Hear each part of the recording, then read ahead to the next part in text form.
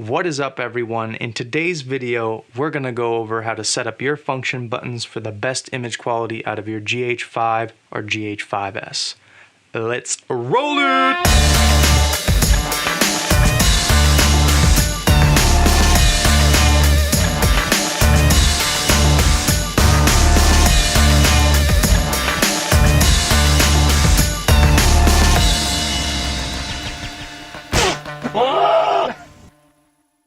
The way I programmed the function buttons on the GH5s, we're actually working backwards from a process that pretty much any videographer would go through to get the best image.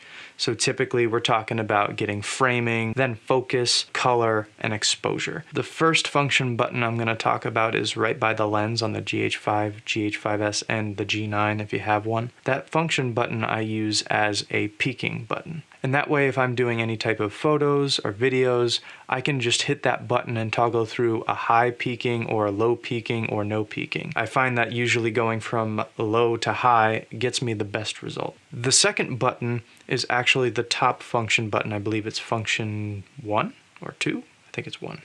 I have programmed that to function as a monochrome live view. And I do that because I use both the first function button I just mentioned and that one at the same time.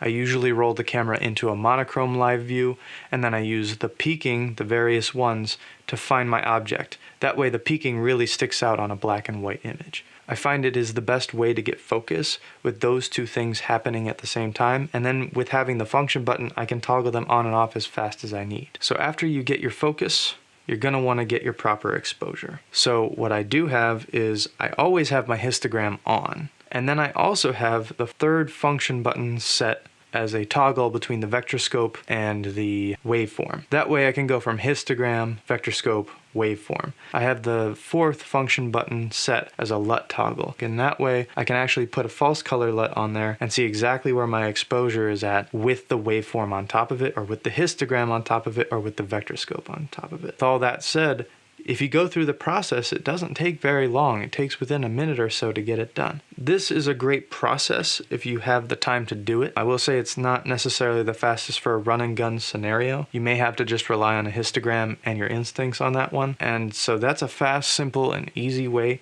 to get through all of those steps really quickly and get the best image possible. Well, that's it for this video. I hope this helps you with your GH5 or GH5s function button setup. Let me know if you have any questions, concerns, maybe if you tried it out and you really like it. Hey, leave a like and comment below. How many times can I go, I don't know. Anyway, I'll see you in the next one.